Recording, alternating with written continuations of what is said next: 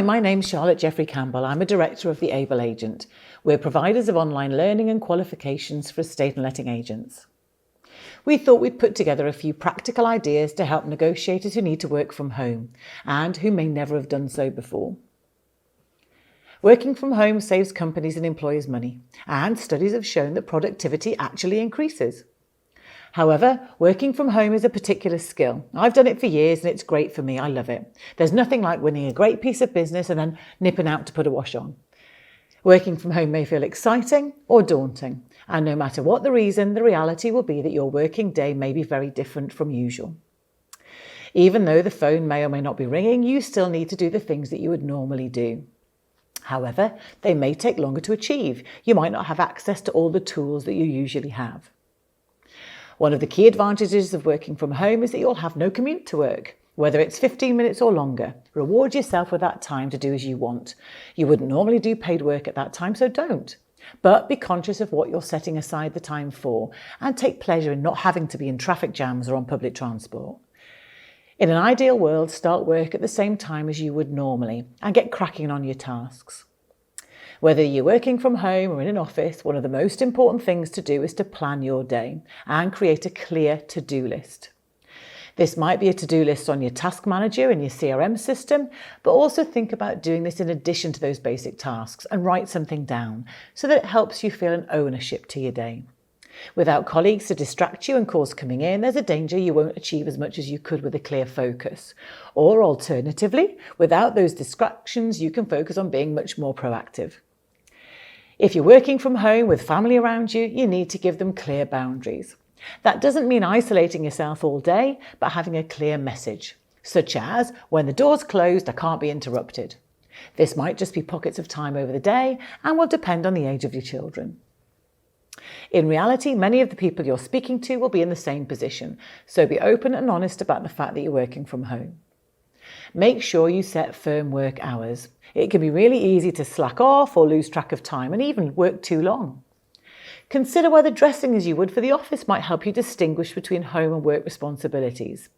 You may be doing face-to-face calls with clients and colleagues, so dress with that in mind.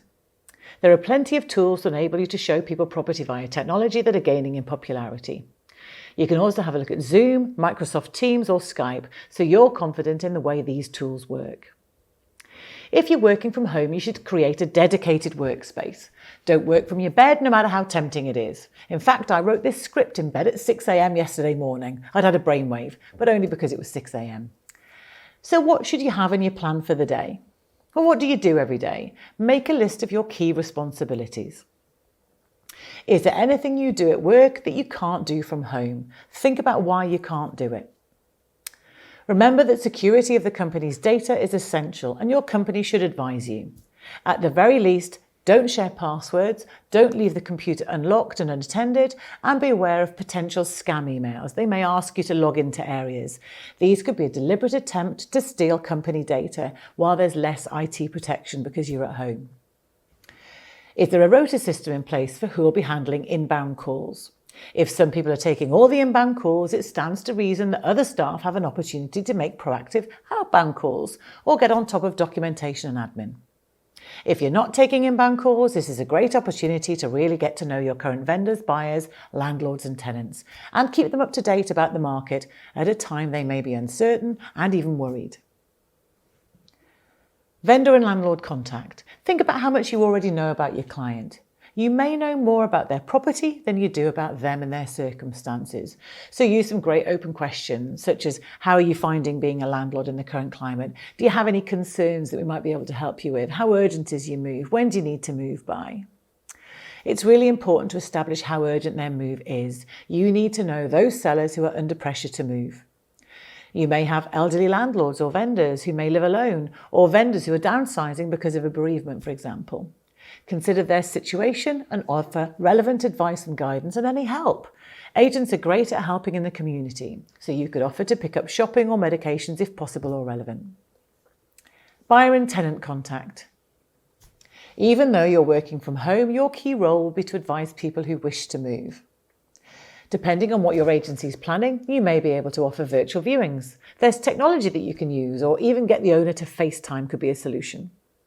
Or you may still arrange viewings with contingency in place, such as no contact with the owner and hand washing protocol, for example. There'll be a huge opportunity to speak to people over coming months at a time they will really need advice and may be feeling very uncertain.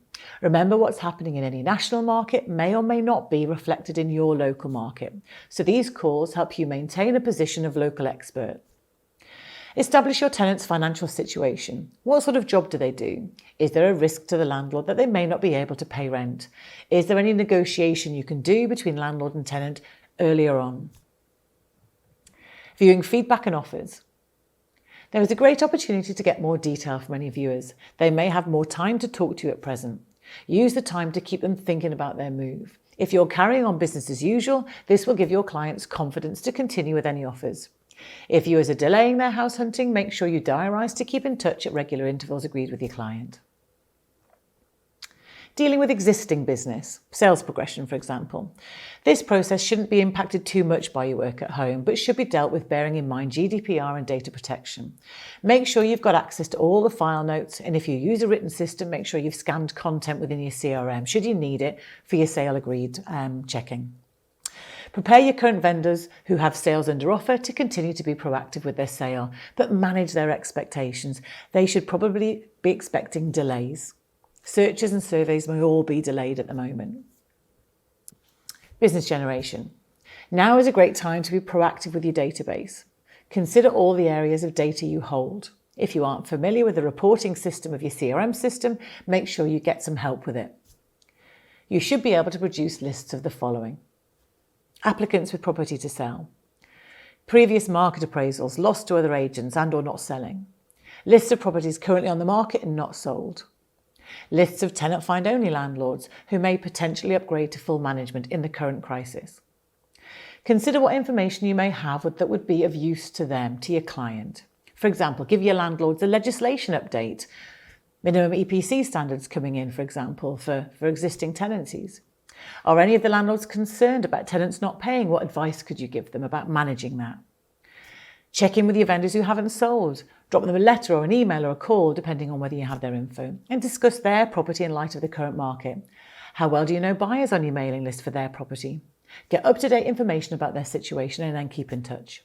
Ring previous market appraisals and update them on the market and potential buyers. Are any of them vulnerable and in need of any further help in the community? Keep in touch. Most of us are familiar with various technological methods of keeping in touch with friends and family, so consider the same routes with your clients and colleagues. You can set up Skype, Zoom, Facebook, WhatsApp video calls. Your manager may be supportive of paying extra if you need to have extra data or extra charges on your mobile phone, for example. Zoom's got a free video conferencing plan. Its free tier allows unlimited one-to-one meetings, as well as group sessions lasting up to 40 minutes. FaceTime's also a useful tool, as many clients may have Apple products. Make a note of the best means to contact them on your file notes. Make the most of being at home. Remember, it's fine to make a cuppa and have a biscuit and put the washing on, as long as you've set your plan for the day clearly and assess at the end of the day that you've achieved it. Working from home is not just about the hours you do, it's about how you measure your productivity. You should agree core hours when you're all working together with your colleagues on your Zoom calls, for example. This allows you to time shift and do admin tasks which only involve you at a time that suits you. As long as you're doing your job within the usual timeframes, you're able to manage your own time with less constraints. Making notes on your file. Essential. Remember to set and diarise a callback and update.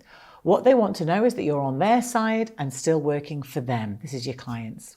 Advise owners on how they might prepare for viewings if they're happy to go ahead. No shaking hands, clean the door handles before and after a viewing. Offer hand sanitizer if you have some, or give them an alternative method such as FaceTime, or consider other forms of viewing technology. On the positive side, people tend to spend their downtime looking at the property portals. Boxing Day, we know, is one of the busiest times of the year. If people are cooked up in their homes, it will trigger a lot of unsettledness and may even lead to a spike in property on the market when everything's settled back down to usual routines. Take the time to review the notes you've got on your clients and make them as good as you possibly can. You have the time you wished you had in the office, so get round to it. One of the other opportunities you have when you work from home is to learn. Think about all the tools available for you, whether that's studying for a qualification, watching YouTube, industry video content, or using the internet. E-learning is also a great flexible tool to develop yourself. So, in summary, plan your day. Have useful information for your client that means they'll be happy to talk to you. Use this time to strengthen relationships. Consider if they're in any way vulnerable. Remember, community is the key and one of the best ways you'll be memorable in your local marketplace. Working from home will take time to adjust to, but you may find you have all the time you wish you had in the office to be a proactive estate agent or letting agent and start planning for the future with your team and your clients.